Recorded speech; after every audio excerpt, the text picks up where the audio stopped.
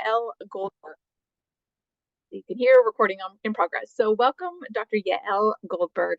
I'm pleased to introduce Yael because I would consider her a friend in addition to a colleague of mine here at Baycrest. She's licensed by the College of Psychologists of Ontario in clinical psychology and neuropsychology. She provides behavior management services through the virtual behavioral medicine or VBM program at Baycrest, where she supports teams and families in managing behavioral symptoms of dementia. Dr. Goldberg supervises trainees at various levels of training and serves as the Director of Training of Baycrest Pre-Doctoral Internship in Clinical Neuropsychology. So welcome, welcome. I'm going to stop share and I'm going to allow for Dr. Goldberg to share. The floor is yours. Okay, thank you very much, Kara, for having me here today and for that very sweet introduction. I'm going to share my screen now and start my slides. Okay. So today we're talking about how to develop intervention strategies through an ABA or applied behavior analysis lens, which is something that is probably a bit new to people in this audience. So bear with me and ask lots of questions. And I'm going to ask you to participate at different times. And please use the chat function to do so. So first, some housekeeping. I don't have much to disclose. And now to the learning objectives. So today what we're going to do is review the elements involved in a functional behavioral assessment. We'll talk about behavioral functions, what they are, why they're important, how we can use behavioral functions to build interventions. I'll talk about a couple of key strategies that are ABA in nature, and then we'll apply what we've learned to a case. Okay, so to start, sorry, I'm just going to move my Zoom settings over here. All right, so sorry, one more Zoom issue. Okay, great. So first we're going to talk about how to do the assessment. And here's where I'm going to turn to you to ask, you know, if you've gotten a referral for a patient who, let's say they tell you is resistive and agitated, what is some information that you'd want to know? So please use your chat function to just type in what sort of questions you'd be asking and what are things that you want to know about. And Kara, I'm going to rely on you because I actually in this view cannot see. Actually, I can see the chat if I go over here. Excuse I'm turning my head. Okay, so when they're agitated, is it during care? What does the behavior look like specifically? What happened just before to trigger it? Right? When is it happening? What are specifics, patterns? When does the behavior not happen? Is this a new behavior or is this an escalation?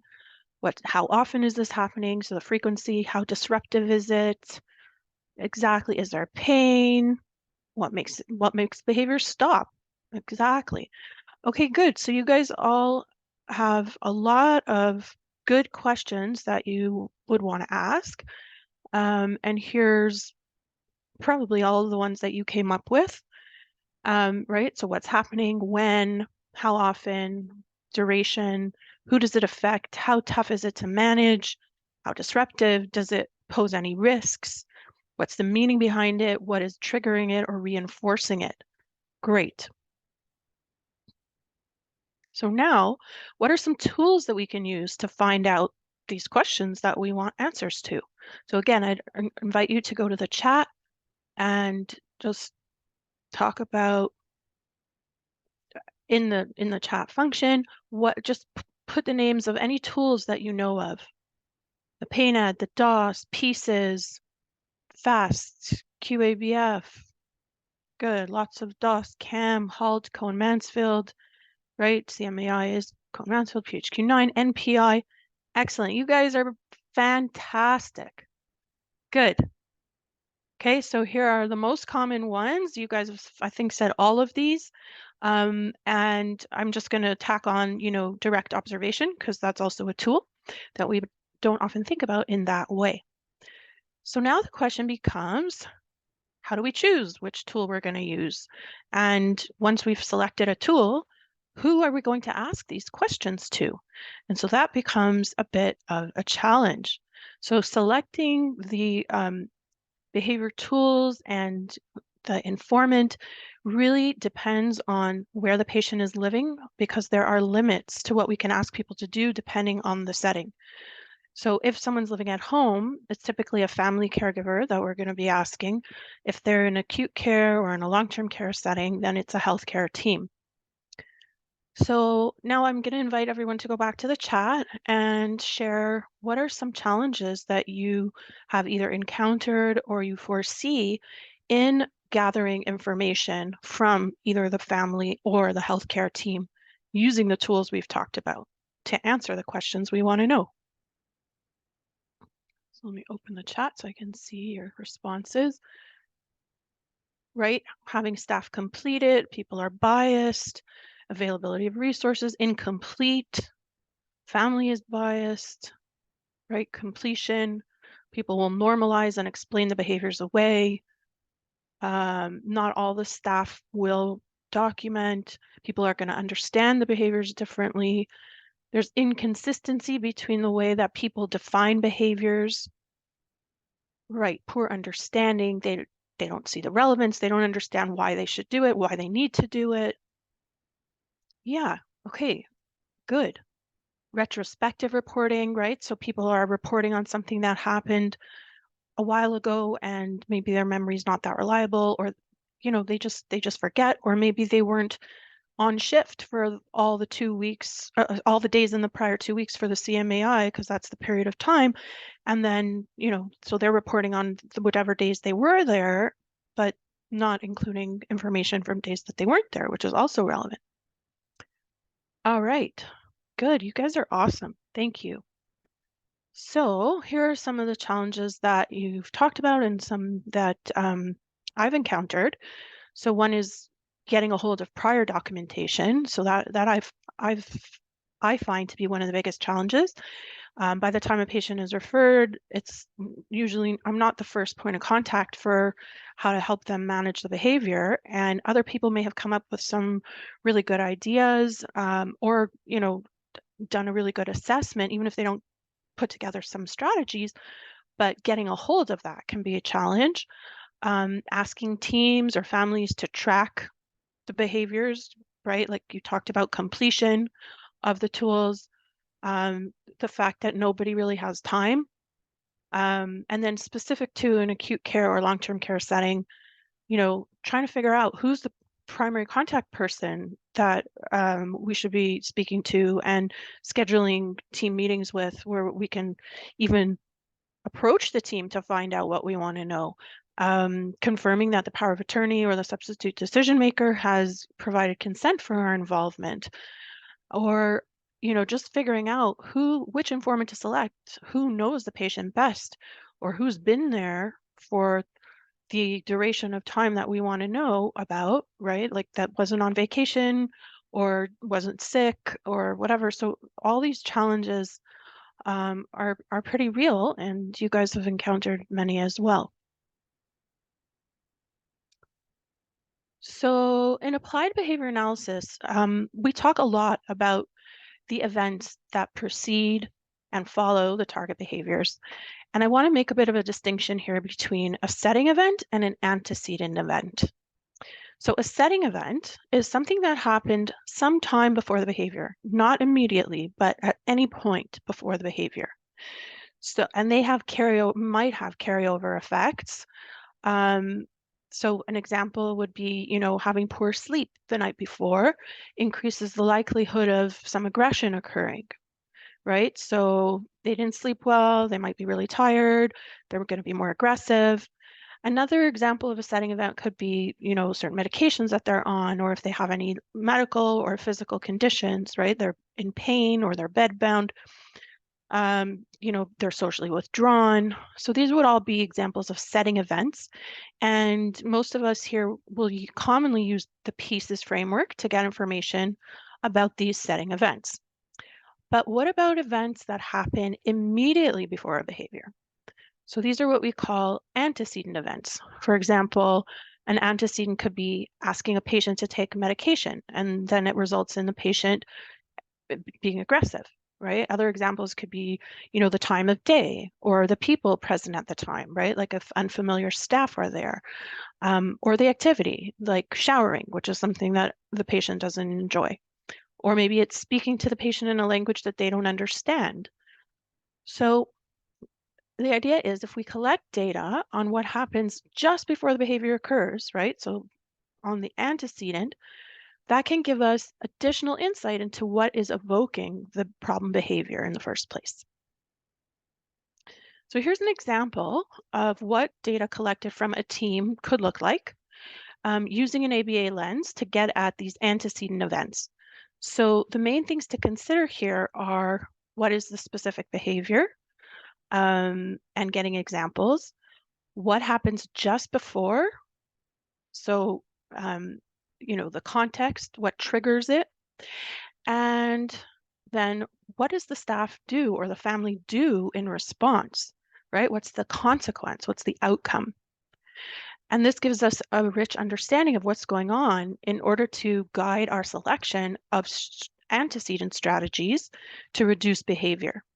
So in this example, we see that this patient was referred for physical aggression, where they're hitting, spitting, kicking, throwing items at staff. And what happens right before is, people are trying to provide care, or the patient feels they're not getting their way or their needs aren't being met. And what's happening is that the staff is gently but firmly asking the patient to stop or taking items away that they could use to be aggressive with, and they give a PRN and they reapproach. In the verbal aggression, category, they're yelling and swearing, they're shouting for help, they're making racialized comments to the staff. And this is happening when the patient wants help or when she wants something done on her timeline. And what is the staff doing? They're using GPA. They're communicating what's happening to the patient step by step and explaining that the behavior is not appropriate, how it makes others feel. And they're telling her to stop screaming. And they'll say, like, stop screaming or I'm going to leave. And then there's resistance to care. So there's refusing medical procedures and showers, care routines. And this happens especially when there's unfamiliar staff. It's more likely on the evening shift, which is the time of day when showers are given on this unit.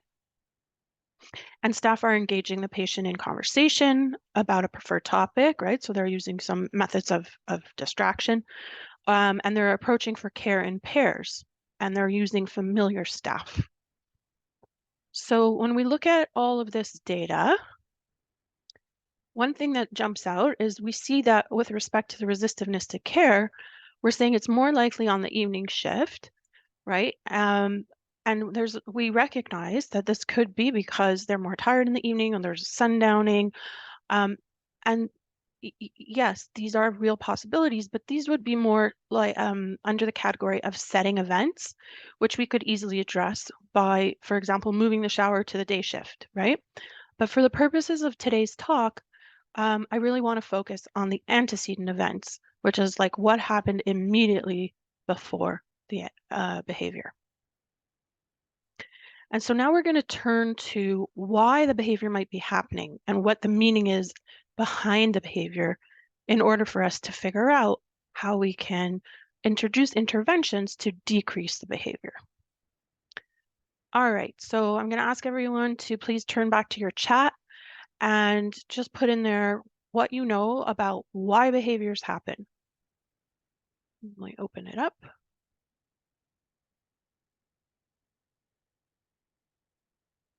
Right, so trying to communicate an unmet need,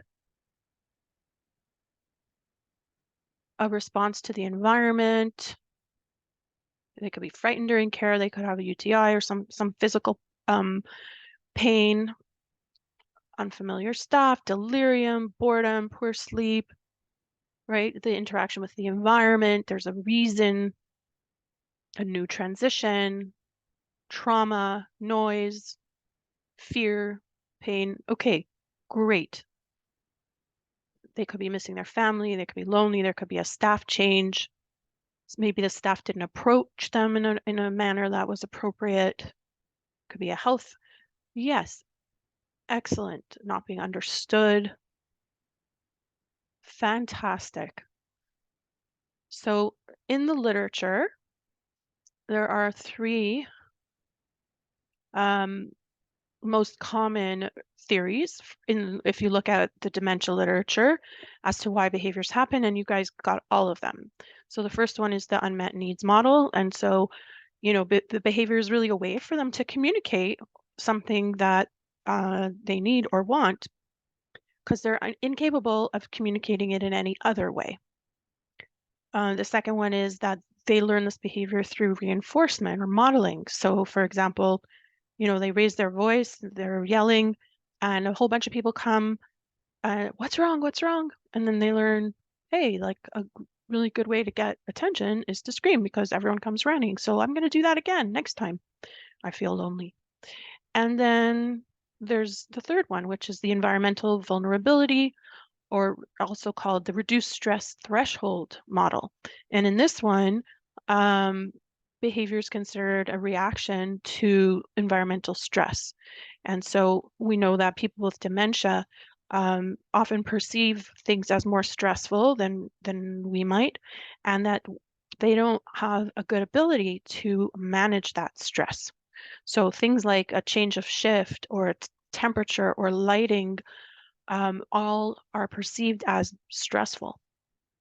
And so you guys already knew all this, and you probably already know or are familiar with the idea that every responsive behavior is completely dependent on the interaction between the person and their environment. And Lawton underlines that later in life, environments will influence people's well-being way more than when they were younger. And so our job is to target that space where this interaction occurs between the individual and their environment, and that is different for every person we encounter. So far, everything that I've talked to you about in terms of why behaviors happen are things that you probably are already somewhat familiar with. And so now we're going to look at why behaviors happen through an ABA lens. And the idea here is that there are four main reasons why people would engage in behaviors at any given time. And so we can use the acronym SEAT, so SEAT, to help us remember what these are. So the first one is S, sensory stimulation, right? So this function refers to any behavior that's driven by the desire to seek a sensory experience or stimulation, right? It feels good. It feels good to them to do it, and they might just engage because they find it comforting or satisfying in some way. And the second one is the E, and that stands for escape or avoidance.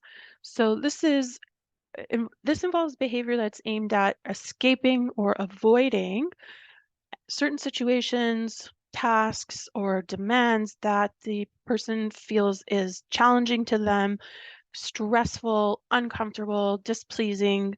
It's aversive to them in some way. And so this is a way that they can cope to reduce their discomfort or their anxiety. The third is the A, which stands for attention. And so in this function, the behavior is driven by the need for attention or social interaction. Even if it's negative attention, they're still looking to get a reaction from you in some way. And finally, we have the T, which stands for tangible.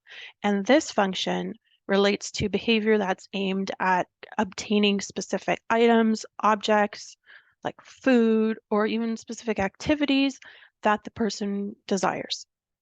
And this behavior is motivated by the reward of gaining access to that thing that they want. And so by looking at antecedent data, right, by looking at what happened just before a behavior, we can start to figure out which one of these 4 functions the behavior serves. So let's do that together now. Let's look back to our case example and look at the data. And I invite you back to the chat. Can anyone take a guess as to what the function of the behavior is here?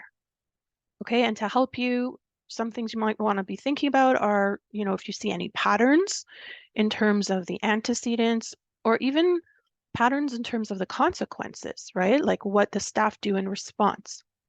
Look for patterns in the data and see if you can take a guess what, oops, sorry, previous, how do we go? Yeah. What the potential function is. And again, back to the chat. So think of the word seat and think about what, okay, so there's someone is guessing escape because they want to avoid the situation. Does anyone else have a different thought? They're protecting themselves. Okay, think of the seat. Is it for stimulation, escape or avoidance, attention, or to get something tangible? Okay, so we have a couple of attention and some sensory, some more attention, escape. Okay, so it seems like there's some uncertainty just by looking at this, but that the majority of people here today are thinking that the potential function is attention. And I would agree with the majority of you that what I'm seeing here is a desire for attention. And the way that I'm seeing that is because once the behavior is happens, sorry, I'm like using my thing on the wrong column. Once the behavior happens, all of the responses are reinforcing the attention function, right? So asking her to stop, right? So there's communication, there's talking, there's reapproach, right? Coming back. Again, using GPA, communicating. So you're there, you're engaged, you're talking to her. Even though you're explaining to her that it's inappropriate, how it makes others feel, telling her to stop. Again, it's negative attention, but it's attention nonetheless. Engaging her in conversation, coming back with even more people to give her more attention, coming back with familiar people who she likes or knows. So when I look at it, I see attention. I'm not saying that there might not be other things going on, because very often there could be multiple functions, and not always is it so cut and dry, and not always is it so clear just from looking at this kind of data what the function is, which is why in ideal worlds we can ask people to track behavior over time so we get a better understanding of patterns over time to see really what emerges as a function. But sometimes we don't have the luxury of asking teams or family members to track. And so we just have to go based on what we gather in that moment and use our best guess. But when we, present that saying this is a potential function, how does that land with you? Like get the team, like, does that make sense to you? Is that what you're seeing? Have a conversation, make it collaborative, because, there's no way to know with 100% certainty. Okay, and so once you've identified a potential function of behavior, then you can develop, um, antecedent interventions to decrease the occurrence of the behavior, right? So our goal is to alter the environment in some way so that the problematic behavior is less likely to occur. And so when you were looking at the patterns here, did anyone notice what was happening in terms of like the attention that she was getting? Do you think that it would be more likely to increase the with the behavior, is the behavior more likely to happen again next time or less likely based on how the staff was responding here? Just go to the chat. So I'm looking for increase. Yes, exactly. It's more likely to happen next time. 100%. Very good. Okay. Good. And when we look at these strategies, like none of the ones that are written here are things that seem crazy or off the wall, right? Like these are things that when we don't have the ABA lens, we think these are very reasonable things to do, right? Start talking to her about a topic she likes to distract her, go in pairs, use familiar stuff, communicate every step that you're doing as you do it, etc.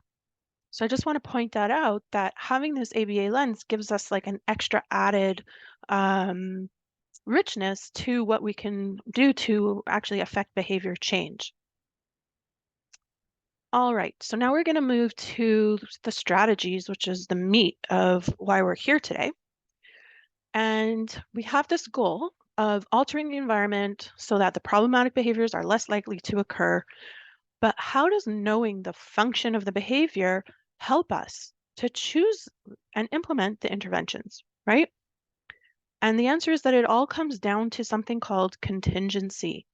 And contingency is defined as a set of rules that specify the relationship between two events, right? So it could be between the antecedent and the behavioral response, or between the behavioral response and the consequence. So in this example here that I have up on the screen, a PSW arrives and tells the patient it's time for your shower. And so that would be the antecedent. That happens just before the behavior. And the behavioral response is that the patient hits and spits on the PSW, right? So they're aggressive. And then the consequence is that the PSW leaves the room. Okay, so we have, some of you might be familiar with the ABC. This is what it is: the antecedent, the behavior, and the consequence. So now think back to the SEAT acronym. Okay, so again, sensory, escape or avoidance, attention or tangible. What function did the aggressive behavior serve here? What do you think? I'm going to go to the chat. Escape, avoidance. Yes, very good. Yep, exactly. They are trying to avoid taking a shower. That's it. So the PSW leaving the room in response to the behavior actually increases the likelihood of the aggression happening next time the patient is told it's time for your shower, right? So what happened here is that the patient learned that there's a relationship or a contingency between aggression and avoidance. So that is, if I want to avoid showering, all I have to do is hit the PSW and spit on them, and then I won't have to shower, right? So that's the contingency here. There's a relationship between the aggression and the escape or the avoidance. Now, do you think that there's a way to unlearn the relationship between aggression and avoidance? Can the patient learn that he doesn't need to hit the PSW in order to escape from the task? What do you think? Go to the chat, yes or no. So someone put in the chat that the PSW is going to need to shower after being spit on. Yeah. Yes. Okay. So people are saying yes, that the patient can learn. Yes, they can. And so they can unlearn, actually, the relationship or that contingency if we offer what they desire, which is escape, in a manner that is not dependent on their behavior, right? So we'll be altering the environment in a very specific way. And in this case, the patient wants to escape or avoid having a shower, right? So we're interested in in providing escape that is not dependent on aggression, right? We want to break that relationship, between aggression and escape. So how do we do this? Well, we do this by engaging the patient in the task for a very short interval of time. It could be even 20 seconds to start.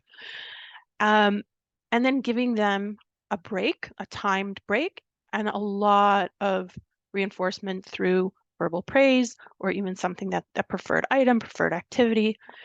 And then after that break, we go back another 20 seconds. And then again, we offer the reinforcement, the verbal praise, the preferred item, like a sticker or something, and then another break. And slowly over time, and it could take a number of weeks or more, they learn to trust that they will get that break, after that 20 seconds, and they don't need to hit or spit in order to do that. And again, over time, we build or increase the interval. So we go from 20 seconds to 30 or to 40. And then over time, we build their tolerance for engaging in that activity because they learn to trust that they're going to get what they want, which is escape, without needing to be aggressive. So here are some ways that we can provide the function in a manner that's not contingent on behavior. So each function on the left has a few suggested interventions on the right.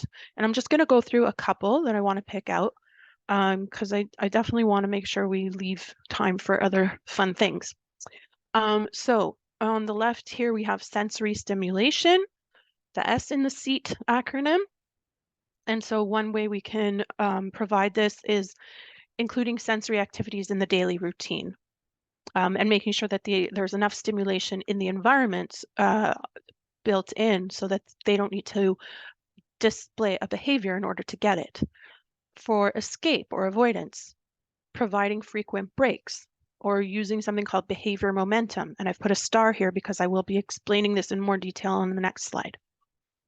For attention, in order to provide attention that's not contingent on behavior, we would use we would provide it on a fixed time schedule. So every 5 minutes, every 10 minutes, or whatever the time schedule is, we would just give attention. Some of you might know this as being called a pro-attention plan, right? Or another thing we could do is set a timer and say, when this rings, I'll be back. And anytime they call out for us before that, we don't come. It's only when this rings. And so they learn to wait for that time. And finally, we have the tangibles. So using a schedule that they can see that indicates when they can have access to that item. And we allow them to have that access on a fixed time schedule. Okay, I'm just going to look at the chat because I missed some comments.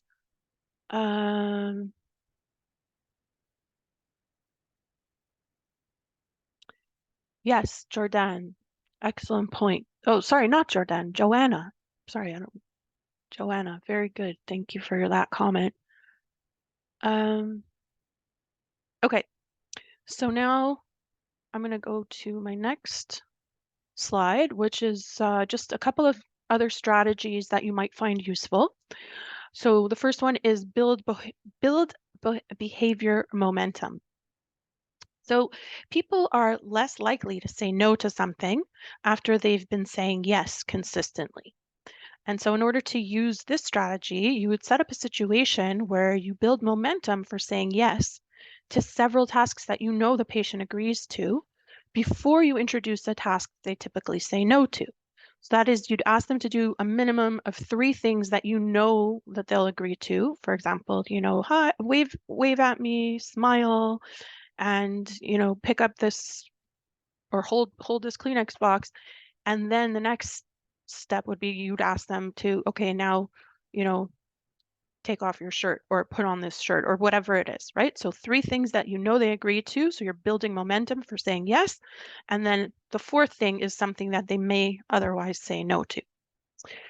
The next strategy is shaping.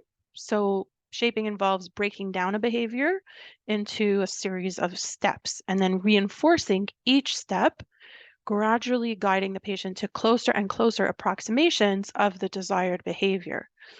So it's like taking baby steps toward a final goal. So for example, if the patient is resistive to taking medication, breaking it down into smaller steps. So first, the step is just be in the same room as the medication tray. Okay, and then and then that gets reinforced.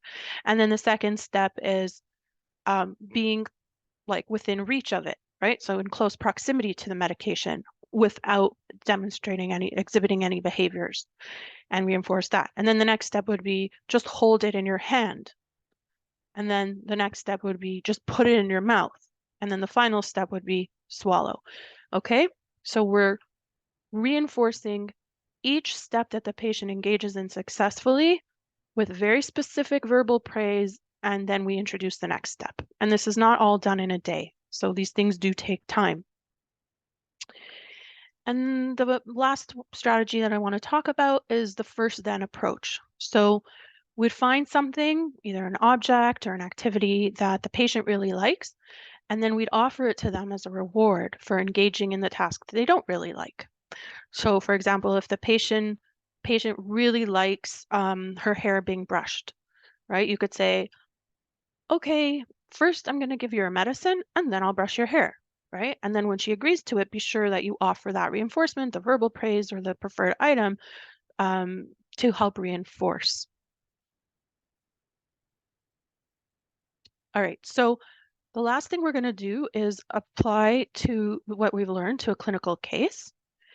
And we're going to apply what we've learned about identifying behavioral functions in order to develop antecedent strategies. All right, so here's a summary of the steps that we're going to take. So in step 1, we're going to define the problem, right? What are the behaviors? What exactly are they? And then in step 2, we're going to analyze and we're going to look for patterns and try and figure out what is the function of the behavior.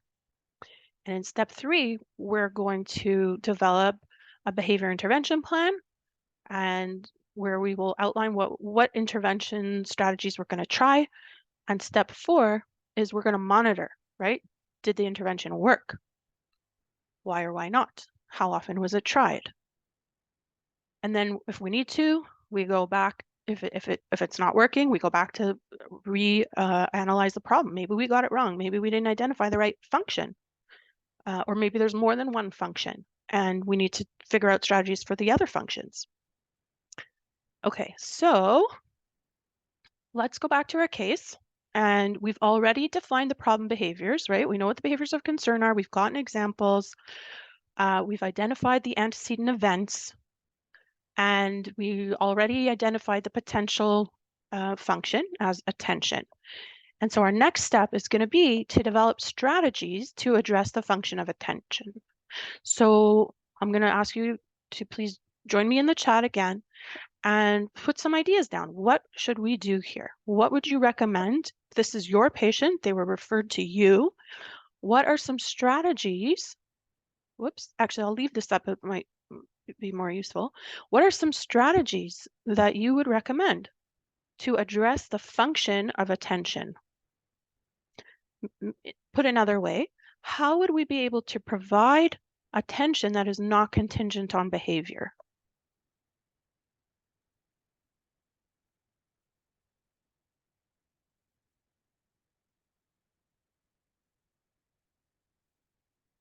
A pro-attention plan, yep.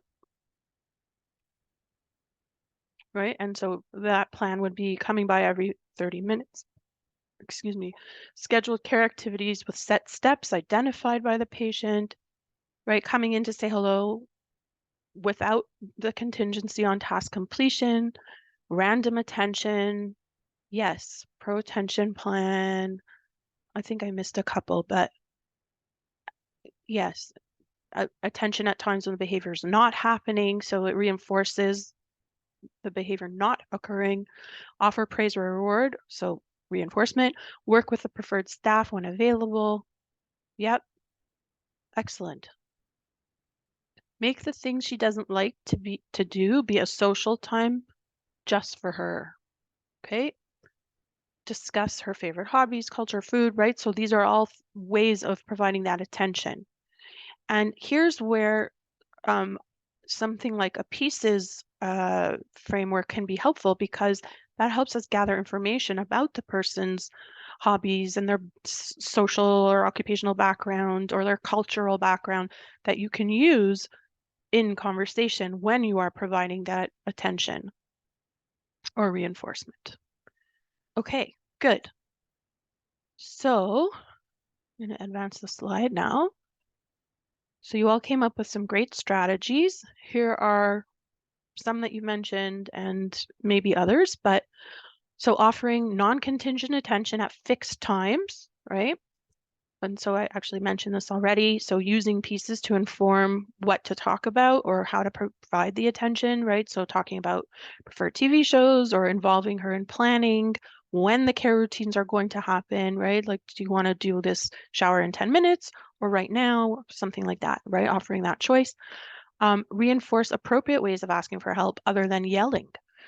So for example, teaching to use a call bell if it's safe to do so, if it doesn't pose any risks to safety. So, practice the idea of pressing and staff appearing so they learn that connection, and then building on intervals, like I'm not going to come right away the second, eventually they'll learn that they press and you will come as soon as you can. And that's the next one, which is increasing the tolerance to waiting for needs to be met, right? Set the timer and say, when this rings, I'll be back to help you do whatever it is that you need. Creating a daily schedule that's visible to the patient, right? That can really help. And then Rob Madden and Ken Schwartz have come up with a carer tool,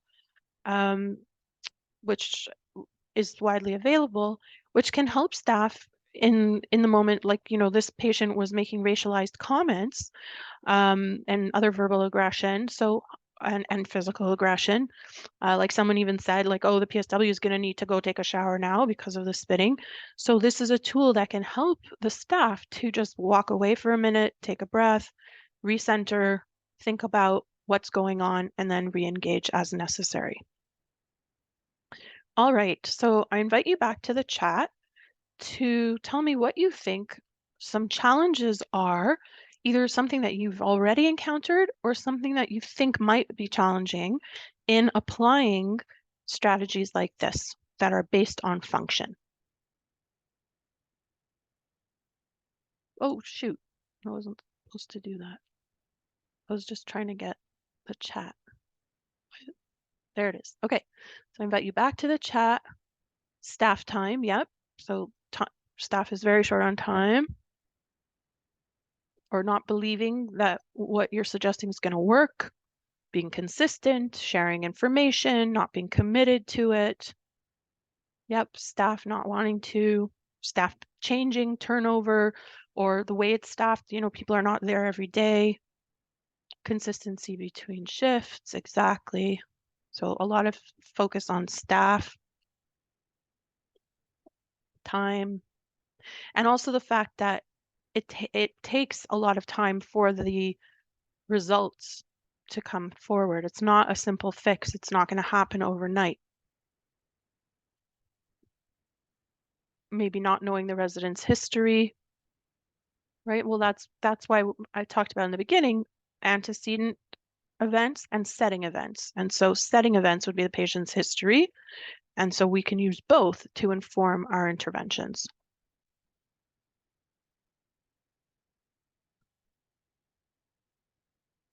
Okay, good. So experiencing moral distress from the behavior, right? So if you're suffering because of what's being done to you, that's definitely going to be a challenge. Okay, wonderful. So here are, oh, there's one more. Yeah, resident staff preference, right? So the patient has preference for a specific staff member. Okay, so here are a couple that I've encountered, and these are some things you've already said. So resistance, right? So getting that buy-in, either from the staff or the families. So staff or families not agreeing to try the interventions. They are resistant to change because this is the way we've always done it, or I don't think it's going to help, or, my mother doesn't have dementia, so she's just a little challenging. She's just a bit difficult, right? So denial about the disease and denial about what's really going on. Another area of challenge is resources, right? There may not be anyone available to track the behaviors over time, right? To collect that data that you need. It could be because of staffing, or because there's just not enough time in the day. And that's especially true for family caregivers, right? They're spread very thin. Some of the suggestions that you make might not be feasible, right? There could be a cost involved in what you're asking, and maybe there's no budget for it, or maybe there's just not enough manpower to implement what you're suggesting. And similarly, one of the hardest things is to get a report back on which strategies have been tried, when were they tried, how often were they tried, did they work, why or why not, were they tried, what, like why they wouldn't have been tried, what are the barriers.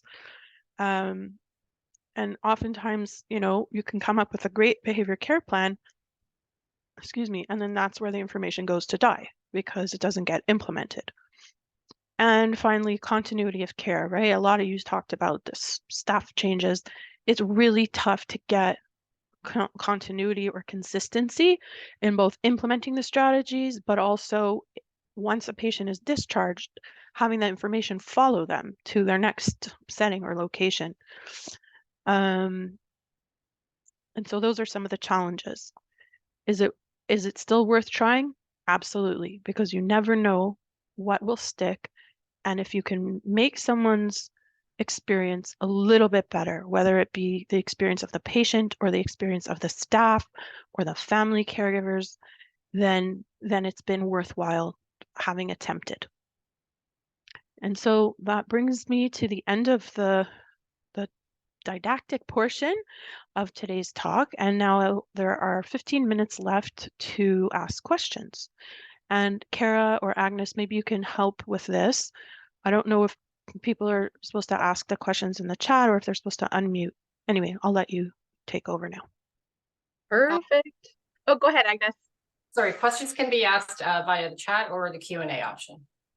Okay, thank you.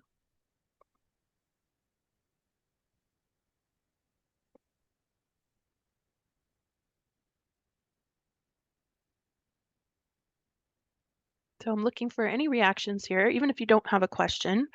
If this is the first time that you've heard the type of information that I shared today, like the ABA type stuff, what do you think? Do you think it's feasible? Do you think it will work? Why or why not? What are some reactions, even if there's not a question? Okay, chat's blowing up. So any recommendations to improve staff buy-in regarding recommended strategies?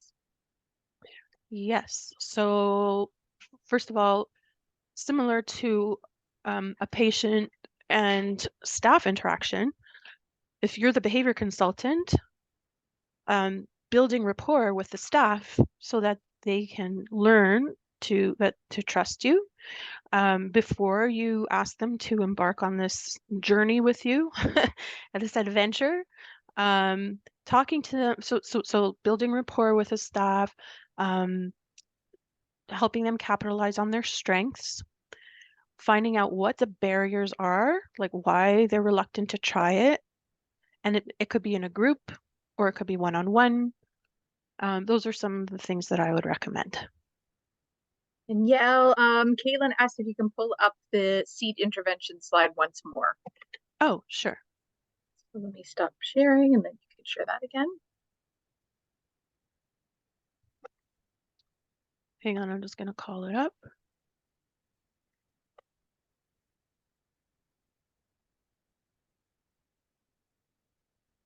There you go.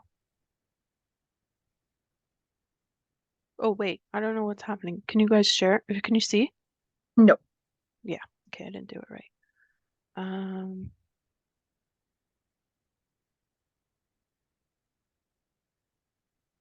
There.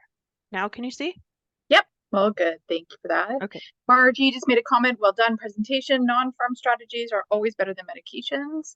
Lots of excellent presentations. Thanks. It's very informative. Topic is very happening. And then, oh, hi, Rhonda Feldman. Hello. She said, you mentioned family caregivers. Any suggestions to help them collect appropriate information as the first step? So I find that with families, simple is best. And so putting together a chart with ABC charting, right? So like antecedent behavior consequence and just get them to jot it down. And, they might not be able to do it every day, but saying, I'm going to meet with you again next week. Over the course of the next week, like, can you commit to jotting down 2 or 3 of these like behaviors? What happened just before? What happened just after? And giving them the actual template. I find that to be most useful. Perfect. Florence from Baycrest BSOT was saying how informative it is for BSO team to go into community and long-term care. Agreed. Jennifer, in terms of the slides, yes, you'll be able to find them. We'll talk a little bit about that at the end. So they are archived. The video will be posted. Linda says, thanks, Yael. Excellent talk and sharings. Gave me much greater nuanced understanding of ABA, truly non-farm approaches that reduce PRN use. My only concern with the rapid changing practice landscape is without a stable workforce, never mind geri-centric clinicians, very challenging to build that momentum and consistency over weeks. Speaking more to systems advocacy. Agreed. And then Margie said, it really sounds like a long process, but when the success happens, teamwork really works. And can I just comment on that? So what we're really interested in lasting change, right? We're not interested in band-aids, which when you remove them, it starts to bleed again. We're interested in lasting change, and the changes that we're making are to the environment and to the response to behavior. That's why it's called responsive behavior, because it's responses to the environment around them or internal environment. And so, you know, I'm sure many of you have heard like no pain, no gain. And unfortunately, it's true. Like if you want change that's going to last, you need to put in the time. great. Joanna also says, so this is a bit more of a systemic political issue, but given the growing need for BSUs, increasing responsive behaviors, mixed diagnosis in long-term care, mental health, dual diagnosis addictions, age variation and crisis placements, what do you think needs to happen for greater support to take place in the long-term care homes? And also, what can management teams do to support the often sparse staff to feel comfortable with non-farm approaches, stop and go, and setting limits versus feeling as though they would be reported for neglect or abuse? So I think that there was a lot of question in there. I think education and training for staff is number one.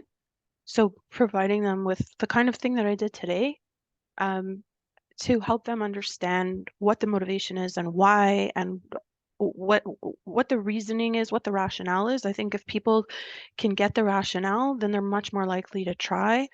And in terms of admin support, you know, it's lobbying for it. It's maybe putting together, you know, staff support sessions where staff can meet once a week, or devoting some time at a team huddle to focus on what the experience is like. There were a few other questions in there, Kara. Can you guide me? Yep, it was about management also in terms of getting them on board with these protocols to make sure that people are not feeling as though they might be reported for neglect or abuse, using like stop and go approaches, that Oh, sort of okay. thing. So getting the management to understand that.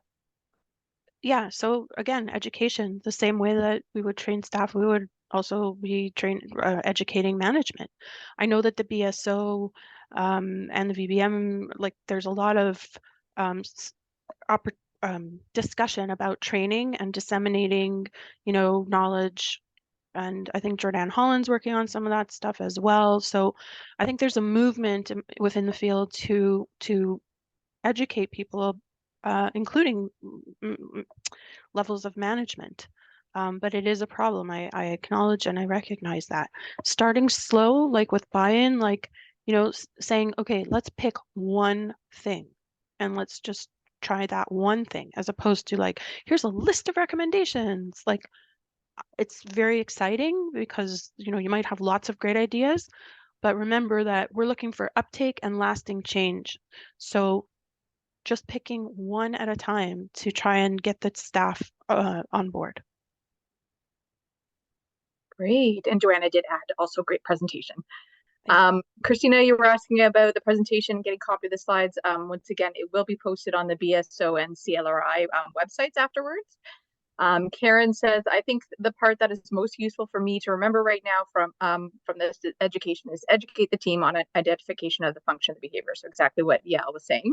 I don't think they always look at that, but focus more on what they are seeing and not what the resident is gaining or trying to express with the behavior. Absolutely. Mm-hmm. And then Yvonne said, I think you covered challenges, and Caitlin's asking if you can go back to the carer tool because she has not heard of it. Sure. Dr. Madden's tool, I think, right? Yep. So I will call it up. It wasn't in my slide deck, but I'll just call it up and show it. Hold on, I have it.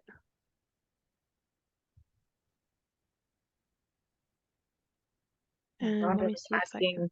Does degree of patient's impairment impact successive approach? It shouldn't really make a difference, to be quite honest. I can weigh in on that as well, because it's really about the people who are implementing the approach and the strategies that they come up with, more so than the person with cognitive impairment. My 2 cents. Agreed. So here's the CARE tool. So the acronym CARE is to help remind caregivers of 5 steps. So there is information about this on the Baycrest website. I can send the link to Kara and she can send it out. But basically it stands for calm down. So talking to yourself, slow down, take some breaths, use some positive self-talk, attend to the interaction without immediately reacting, right? Remind yourself that the person's unwell, they're distressed, they can't explain why to you. So just putting a pause on your reaction. Reflect on your own feelings, right? What am I feeling? Am I angry right now? Am I sad right now? What is happening? Am I scared that I'm going to get in trouble because I've left the patient? And why do I feel this way? Right? Oh, maybe because I had a fight with my husband before I came into work and this is just triggering me. Or maybe it's because it's making me think of my grandmother who had Alzheimer's and how I wasn't able to help her. Like, why are you feeling the way you're feeling? Empathize, right? What is the other person feeling? Why is the other person feeling like this? And finally respond, right? So now knowing how you're feeling and why, how they're feeling and why, you can, if you've disengaged, you can re-engage in a calmer way to implement whatever strategy you need, etc., etc. There's questions about where they can find this tool. Can you just Google it, Yael, or? Yeah, I'm sure you can. I'm going to just quickly go on to the Baycrest website and actually we're like out of time. Yeah, just it's on the Baycrest website. Just Google it. Yes. So yes, we are getting close to a time. Sorry, there are other lingering questions.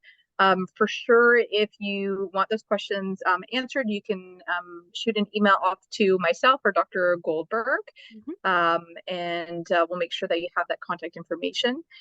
Thank you again, Dr. Goldberg. Very, very informative and lots of questions. I'm sorry we couldn't tackle all of them, but lots of engagement, which is great to see.